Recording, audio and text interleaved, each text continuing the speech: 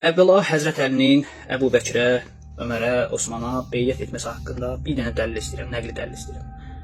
Çünki biz bilirik ki, məsələn, İbn Teymiyyə Məcmuətül Fətəvə kitabında qeyd edir ki, Peyğəmbərdən sonra Əli 3 dənə döyüşdə iştirak edib. Hansı döyüşdə iştirak edib? 1.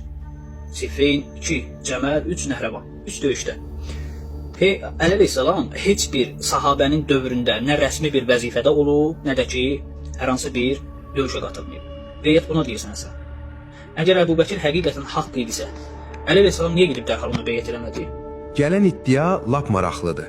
Bu adam deyir, mənə bir dənə nəqli dəlil gətir ki, Əli Əbu Bəkirə, Ömərə beyyət edib.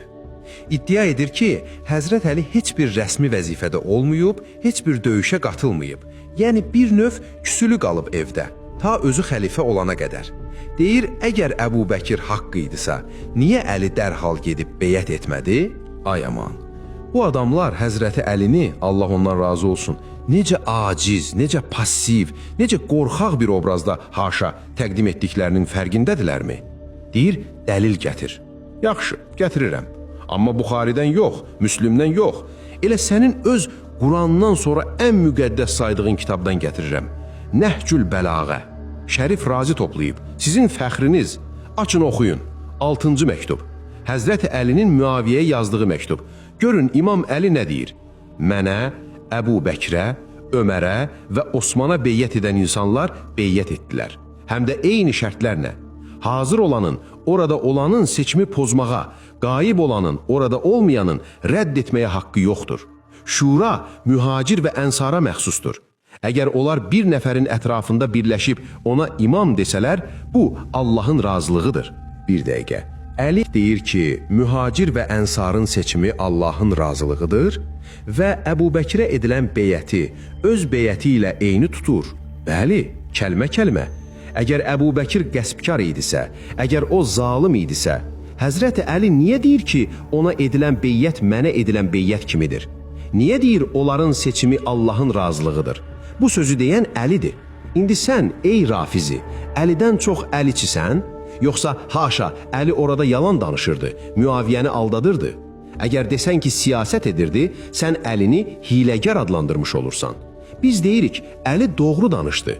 O, Əbu Bəkir və Ömərin xilafətini qanuni, şər'i və Allahın razılığına uyğun hesab edirdi və beyyət etdi. Bəli, bəzi rəvayətlərə görə 6 ay gecikdi Fatimənin vəfatına qədər, amma sonda etdi. Bidayə və Nihayə, İbn Kəsir, Tarixi Təbəri, hamısı yazır ki, Əli minbərə çıxdı və Əbu Bəkirin fəzilətindən danışdı və beyyət etdi. Bunu inkar etmək, günəşi inkar etməkdir. Bəs o ki deyir, heç bir rəsmi vəzifədə olmayıb, yəni dövlət işlərində iştirak etməyib. Buna nə deyirsən? Rəsmi vəzifə, bu adam elə bilir ki, o vaxtlar nazirlər kabineti var idi, möhürlü vəsiqə paylayırdılar. Ay savadsız, Həzrət Əli xilafətin baş qazisi və baş məsləhətçisi idi. Həzrət Ömərin məşhur sözünü bütün dünya bilir, həm sünni, həm şiyə kitablarında. Ləulə Əli ləhələkə Ömər. Əli olmasaydı Ömər həlak olardı. Ömər radiyallahu anh ən çətin fiqhi məsələlərdə həmişə Əliyə müraciət edirdi. Sual verirəm, Həzrət Əli zalım, kafir, qəsbkar bir rejimin ayaqda qalması üçün niyə məsləhət verirdi, niyə kömək edirdi? Əgər rejim qeyri-qanuni idisə, Əli gərək kənara çəkilərdi ki, Ömər səhv etsin, biabır olsun və rejim çöksün. Amma Əli kömək edirdi. Çünki o İslam dövlətini öz dövləti, Öməri isə öz qardaşı bilirdi. Bəs döyüşlər, deyir ki, heç bir fəthdə iştirak etməyib, yalnız öz vaxtında qılınc çəkib. Döyüşdə iştirak etməmək, müxalif olmaq demək deyil. Əvvəla Ömər radiyallahu anh qadağan etmişdi ki, Bədir əhli, İslamın ağsaqqalları Mədinədən çıxıb uzaq səfərlərə getsinlər. Çünki onların məsləhətinə mərkəzdə ehtiyac var idi. İkincisi, Həzrət Əli öz oğulları Həsən və Hüseyni əleyhissalam hara göndərdi? Osman İbni Əffanın evinə. Tarixi fakt budur.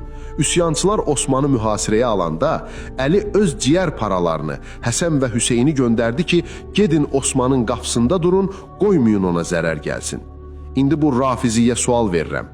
Əli əleyhissalam öz oğullarının canını zalim bir xəlifə üçün təhlükəyə atardımı?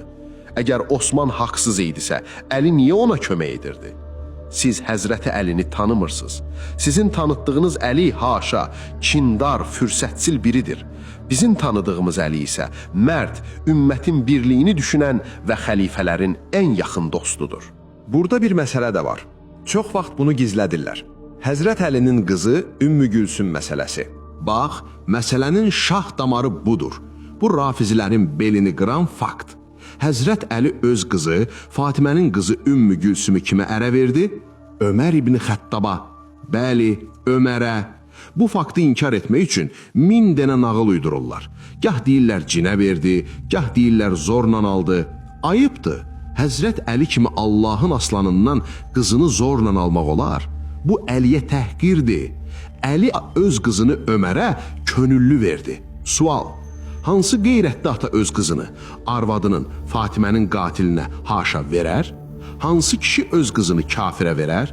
Həzrət Əli qızını Ömərə verməklə sübut etdi ki, Ömər mömindir. Ömər ləyaqətlidir. Aralarında heç bir düşmənçilik yoxdur. Bu nikah sizin bütün məzlumiyyət şovunuzu darmadağın edir.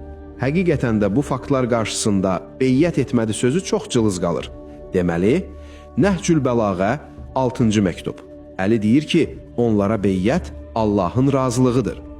Baş məsləhətçi: Əli olmasaydı Ömər həlak olardı etirafı.